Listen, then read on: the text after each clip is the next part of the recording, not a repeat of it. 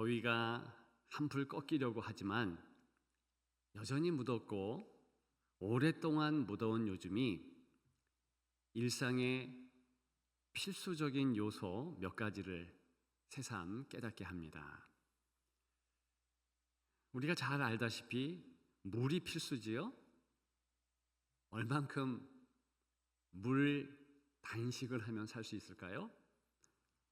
3일 내지 4일 그 정도 밖에는 못 산다. 연구 결과가 자명하게 있지요. 신진대사와 노폐물 처리를 못하기 때문에 사람은 물 없으면 치명적으로 힘들다는 거예요. 더울 때 더 그래서 물을 많이 먹어야 되지요. 그 물과 더불어서 적정 염도도 필요하답니다. 0.9%의 염도를 유지해야 하는 사람의 혈액 때문이라네요. 그래서 일부러 역시 소금을 먹어야 더운 여름에는 이겨낼 수 있다 합니다. 세포의 삼투압 때문에도 그렇대요. 그리고 사람에게는 적정 체온도 필요하지요. 37도가 평균입니다. 그런데 제가 보니까 유독 사람은 더위에 약해요. 불과 7도만 체온이 올라가도 사람은 대부분 죽습니다.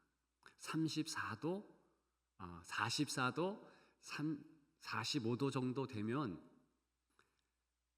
반드시 죽습니다. 그런데 이제 체온이 내려가서 27도쯤 된다. 그 정도 되면 사람이 그래도 살 수 있답니다. 27도 더 내려간다? 역시 죽게 됩니다. 40도만 돼도요, 몸에 경련이 일어나고 두통이 있으며 구역질 그런 것들이 있다는 것이죠. 41도는요, 이제는 땀조차 나지 않는데요. 피부가 갑자기 달궈진다네요. 41도가 그렇고요. 41.1도 이상이 되면 이제 열사병이 됩니다. 인체의 단백질이 열에 의해서 그저 파괴된대요. 기능이 떨어져서 각종 장기들이 훼손된다네요. 41도만 돼도 그렇게 어려워요. 자, 그와 더불어서 적정 고도도 또 필요합니다. 해발 0에서부터 2400m까지 범위 안에 있어야지만 사람이 생존이 가능합니다. 2400m, 덥다고 너무 높은 산에 오르면 어떻게 될까요? 두통, 어지러움증, 불면, 식욕 상실, 피곤 이런 이상 증세들이 바로 생긴답니다. 2500m 이상 올라가면 어떻게 될까요? 호흡곤란, 마른 기침, 허파 부종. 3500m는요 뇌부종이 생긴대요. 정신착란, 발작, 환각 등이 생긴답니다. 그래서 제가 볼 때는 한 백두산쯤 올라가면 조심해야 돼요. 백두산 2590m네요. 그러니까 2400m 이상이니까 조심해야 되고, 한라산이 194m, 1940m쯤 되니까 한라산 정도 올라가면 한계치를 간 것입니다. 에베레스트산 8848m, 큰일 나죠. 이렇게 더운 요즘에 원활한 일상생활을 위해서 필수적인 몇 가지 요소를 간과하지 말아야 합니다. 오늘 본문은 신앙생활의 필수적인 요소 몇 가지를 알려줍니다. 본문 배경은 어떻습니까? 사울이 다윗을 죽이려 합니다. 사울과 다윗의 관계는 외면적으로는 사울이 왕입니다. 다윗은 신하예요. 그런데 더 깊게 그 둘의 관계를 보면 뗄래야 뗄 수 없는 관계예요. 장인과 사위의 관계예요. 그 중간에 사랑하는 딸이 있죠. 그리고 다윗은 사울을 위한 개인 수금 연주자였습니다. 오직 사울을 위해서 사울의 마음이 우울했을 때, 힘들었을 때, 그럴 때 수금을 연주하는 그런 연주자였습니다. 게다가 이 다윗은 인정받은 그런 전사였지요. 개인적으로 그래서 사울을 위한 무기 맡은 자가 되었습니다. 무기 맡은 자는요, 같이 이제 주종 관계로서 싸움터에 나가서 끝까지 함께 해야 합니다. 목숨 걸고 주군을 살리는 것이 무기 맡은 자이며 그가 바로 다윗이에요. 그러니 얼마나 충성심이 컸겠습니까? 그런데 이상하지요? 질투심으로부터 시작된 사울의 다윗을 향한 이 증오가요, 점점 커지더니 정말 걷잡을 수 없이 이제는 큰일 날 정도가 됐습니다. 그래서 다윗이 도망간 거예요. 다윗이 라마 나요시라는 곳에 있다는 사실에 직접 오늘 본문에서 다윗을 잡으려고 쫓아갑니다.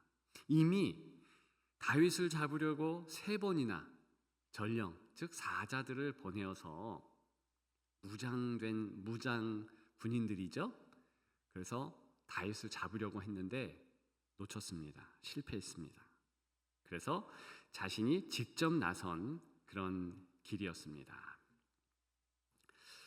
저는 여러분들과 오늘 본문을 통해서 신앙생활에도 필수적인 요소가 반드시 있다라는 사실을 좀 나누려고 합니다.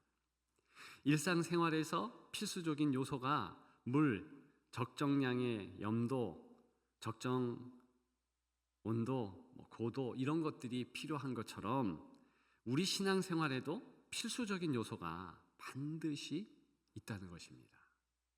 무엇일까요?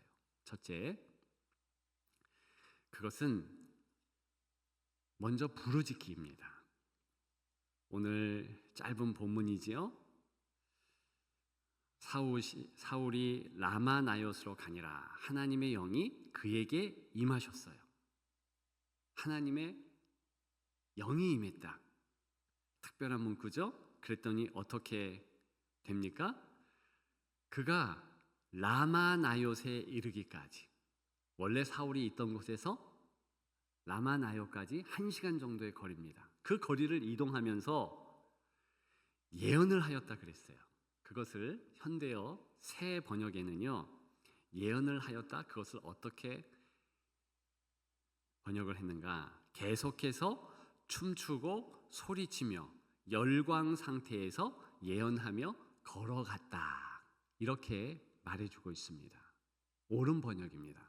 왜 그러냐 하면 예언하다의 1차적인 뜻은요, 소리를 크게 질렀다는 거거든요. 즉 부르짖었다는 것이죠. 하나님의 영이 임했더니 사울이 부르짖었다는 거예요. 예언했다는 것은 하나님의 영과 소통하면서 크게 목소리를 높였다는 뜻이거든요. 우리는 그 다음의 내용을 알고 있습니다. 결과적으로 사위인 다윗을 죽일 수 없었습니다. 딸 미갈의 가정도 지킬 수 있었으며 하나님께 범죄하지 못했습니다. 자, 그런데 역설적이게도 하나님의 영이 없었을 때 이 사울은요, 부르짖지 않았습니다. 한 번도 부르짖지 않았어요. 우리가 본문 말씀이 있는 사무엘서를 잠깐 생각해 보면 좋겠습니다. 4명의 주인공들이 있다. 그렇게 새벽 기도 때 제가 여러 번 말씀을 드렸습니다. 한나, 사무엘, 그리고 사울과 다윗입니다. 4명이니까 4인 4색이 아니고 4인 2색입니다. 세 명은요, 어쩜 그렇게 똑같은 모습, 똑같은 마음으로 하나님을 섬기는지요. 그런데 한 사람은 유독 달랐습니다. 그 사람이 사울이에요. 가장 다른 점은 무엇인가?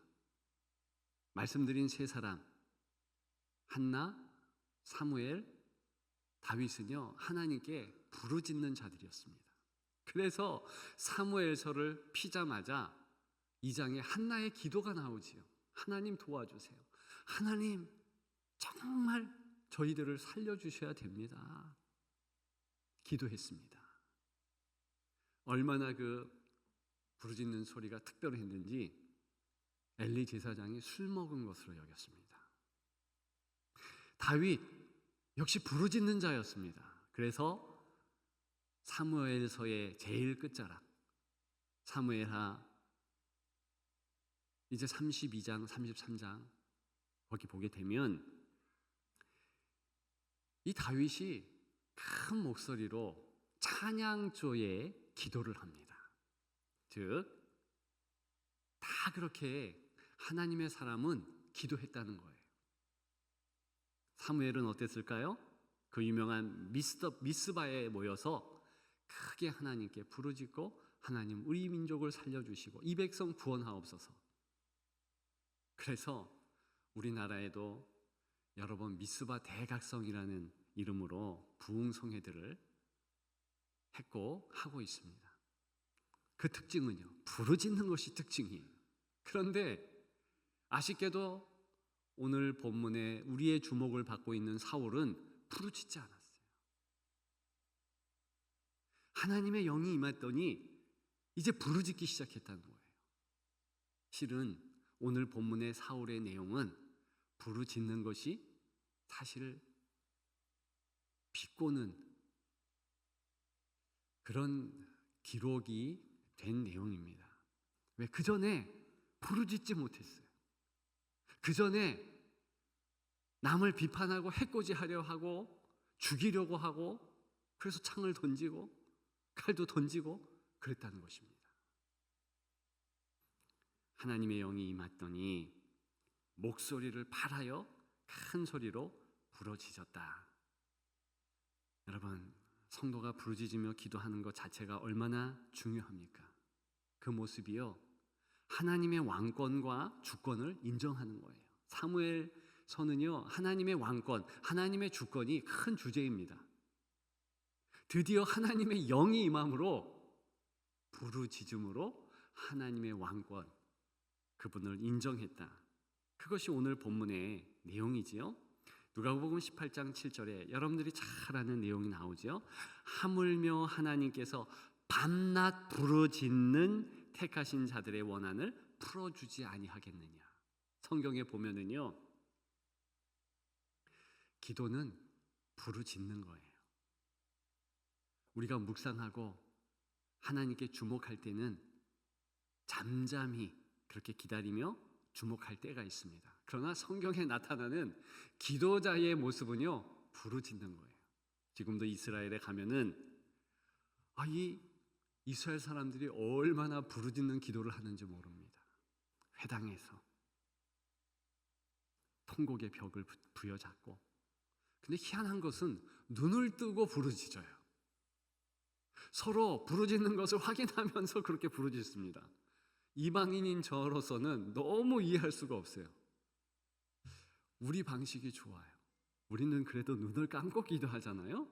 눈 감고 전심으로 하나님께 주여 도우시옵소서, 주여 구원하옵소서, 바디메오와 같이, 수로보니게 여인과 같이 그렇게 간절하게 주 앞에 기도할 때 주님의 응답이 있는 것이며, 오늘 역설적이게도 사울의 하나님의 영이 임했을 때 이런 모습을 보인 것을 통하여서 그를 붙잡는 하나님, 부르짖기를 소망하는 그런 우리의 왕이신 하나님의 모습을 알게 됩니다. 한나처럼, 사무엘처럼, 다윗처럼 그렇게 부르짖는 여러분 되시기를 주님의 이름으로 축복합니다. 둘째로, 죄의 옷을 벗기입니다. 오늘 본문 보면 그의 옷을 벗고 그랬습니다. 이 일을 통해서 사울은 수치를 당하거든요. 왕이 자기 옷을 벗는다. 1차적으로 어떤 의미겠습니까? 그것은 지금 죽이려고 하는 그 모습에서 하나님의 강권적인 역사를 통해서 왕인 자기가 옷을 벗는다. 이스라엘 문화에서 옷 벗는 것은요, 수치 중에 수치입니다. 그러니까 수치를 당하지요. 사울도 선지자 중에 있느냐, 24절 하반절의 이 내용은요, 굉장히 부정적인 거예요. 왜 그러냐 하면 여기의 뜻은요, 지금 그렇게 예언을 하고 하나님 앞에서 나아왔다 해도 그의 그런 모습이요, 부끄러운 모습이었거든요. 그 이전에 그가 사울도 선지자 중에 있느냐 하면서 반대로 사람들에게 긍정적인 칭찬을 받았던 적이 있습니다. 그때가 언제냐? 바로 왕으로 간택될 때예요. 그때 그는 스스로가 나는 베냐민 지파입니다. 베냐민 지파는 최고 꼴찌 지파거든요. 그 베냐민 지파 중에서도 가장 집안이 안 좋은 그런 집안입니다. 나 같은 자가 어떻게 하나님을 섬기는 왕이 됩니까? 그런 말을 할 때예요. 그때 하나님의 영이 한번 먼저 임했었거든요. 그랬더니 똑같이 부르짖고 예언하며 그 사람들이 그때는 박수치면서 사울도 선지자 중에 있느냐? 야, 대단하다 그랬어요. 똑같은 억구죠. 사울도 선지자 중에 있느냐 하는데 완전 반대의 뜻으로 비꼬면서 왕이지만 자기 사위를 죽이려고 하고 위대한 다윗을 죽이려 하는 저 사울왕 문제 아니야? 그런 뜻인 것이죠. 2차적으로는 이 행위는요, 하나님께서 영적 기회를 한 번 더 주었다는 뜻입니다.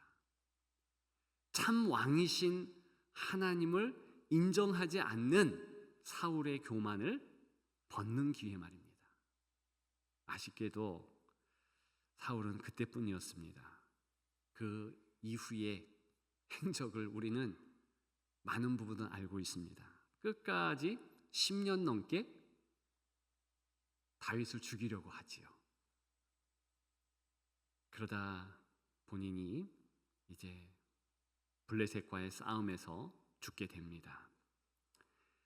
그 이후에 계속해서 오늘 본문 이후에 계속해서 죄의 옷을 껴입는 그런 사울의 안타까운 모습을 보게 됩니다.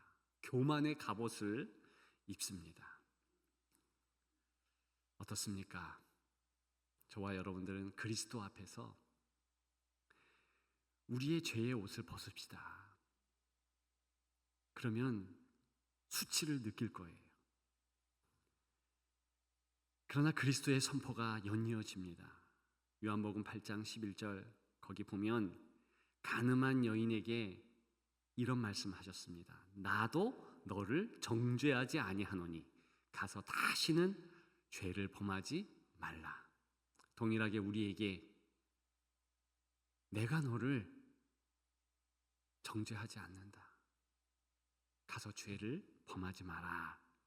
그렇게 명령하시는 것이지요. 우리는 그 그리스도 앞에 매일매일 매 순간 죄의 옷을 벗어 던집시다. 하나님 앞에는 수치가 없는 거예요. 바로 그럴 때에 의의 그리스도의 피보혈의 옷, 그것을 덮어주십니다. 그러면서 내가 너를 사랑한다. 수고하고 무거운 짐진 자야, 내게로 오라. 안아주시는 줄 믿습니다. 죄의 옷을 벗어 던지는 여러분들 되기를 축복합니다. 마지막 세 번째, 라마나옅의 머물기입니다. 자, 라마나옅. 이게 히브리 원문에는 한 단어가 아니에요. 라마 따로, 나옅 따로예요. 라마라는 특별한 뜻이 있습니다. 그것은 언덕, 힐, 영어는 그렇지요? 그런 의미예요. 나옅은요, 그저 집, 장막 이런 뜻입니다. 그래서 1차적인 뜻은 아마도 당시에 이 사무엘이 다윗을 숨겨주었는데 라마나옅, 라마라는 지역, 즉 언덕이 좀 높은 작은 구릉지 위에 천막, 큰 텐트 같은 것을 치고 거기에 이제 다른 주의 백성들과 더불어서 모여 있는 것이지요. 그게 1차적인 뜻입니다. 희한하게 그곳만 가면 사람들이 예언을 하는 거예요. 즉 은혜를 받는 거예요. 그래서 앞서 갔던 전령 세 부류도 라마나옅 근처에 갔을 때 또 하나님의 영의 역사하심으로 변해서 도저히 다윗을 못 잡았는데 지금 사울 왕도 그런 지경을 맞는다는 것입니다. 그러니까 라마나옅이 중요하지요. 영적의 의미는 무엇입니까? 2차적인 뜻이 어떤 의미가 있겠습니까? 그것은 교회를 뜻한다 볼 수 있습니다. 믿음의 사람들이 모여 하나님 앞에 예배하는 곳, 간절히 하나님께 기도하는 곳이 바로 라마나옅이었다는 것이지요. 오늘날의 교회입니다. 비록 죄인의 모습으로 사울이 나왔어도 라마나옅에 오니까 변하잖아요. 이것이 바로 성도, 거룩한 사람들의 모임의 실제 모습입니다. 죄인인 때로는 사울과 같은 모습인 우리가 교회의 건의 아래 있으면 어떻게 됩니까? 변하는 거예요. 하나님이 기뻐하실 거룩한 사람들로 그렇게 거듭나는 것입니다. 그리스도의 몸된 교회에 머무십시오. 기도하는 것도, 말씀 보는 것도, 찬양하는 것도 교회의 권위 아래서 행하십시오. 그러면은요, 문제가 없어집니다. 아무리 사울과 같은 악한 뜻, 악한 생각을 가진 이들이 있다 할지라도 그리스도의 몸된 교회, 그리스도께서 머리가 되셔서 교회의 정자에 앉아주시고 그리고 예수 그리스도 사랑의 마음을 품으니 요한복음 14장에 우리 주님은 무슨 말씀을 하셨습니까? 새 계명을 주노니 너희는 서로 사랑하라. 이때 새 계명은 무슨 뜻인지 아십니까? 가장 첫째 되는 계명이라는 거예요. 우선되는 계명이라는 것입니다.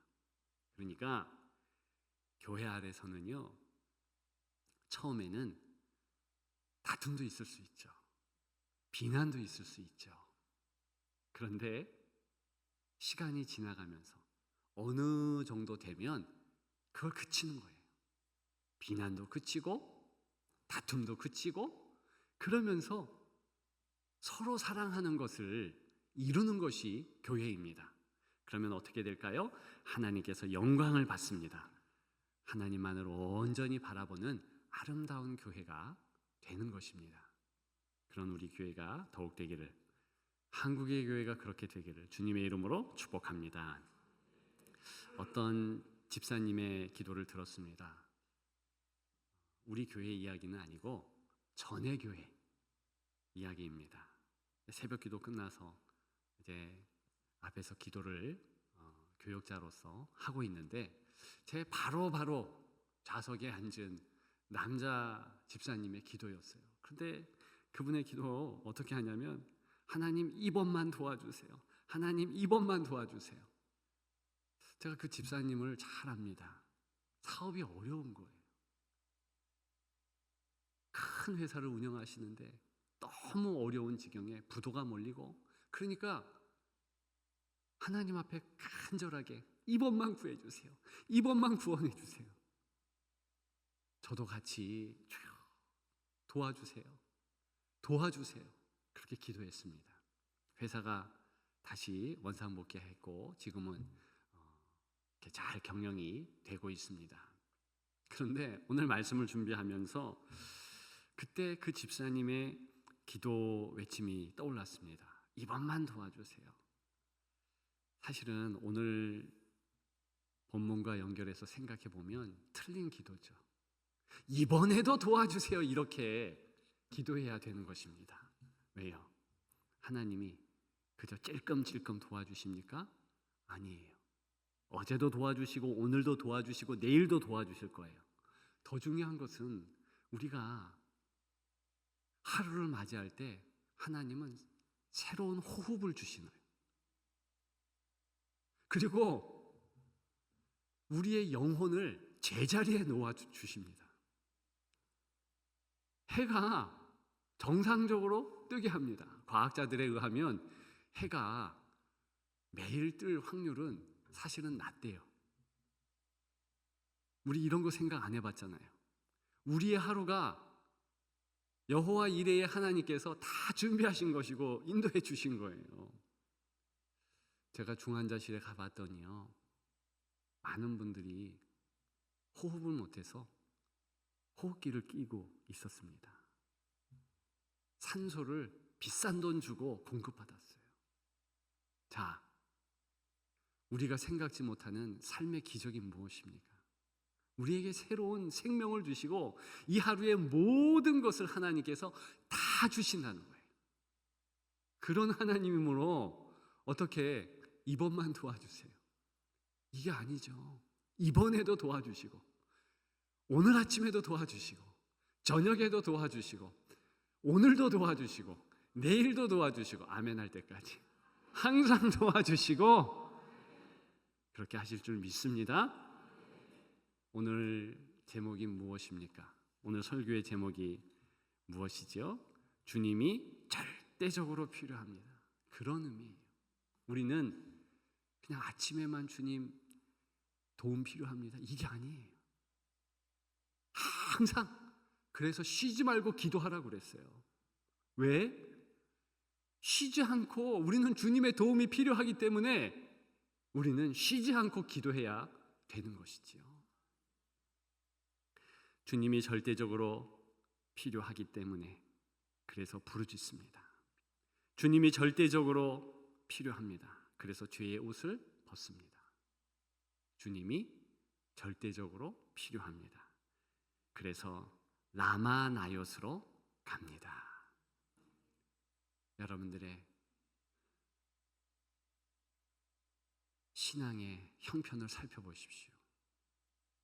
나는 주님이 절대적으로 필요합니다 라고 고백하는 정말 성도다운 한나, 사무엘, 그리고 다윗 같은 이인가?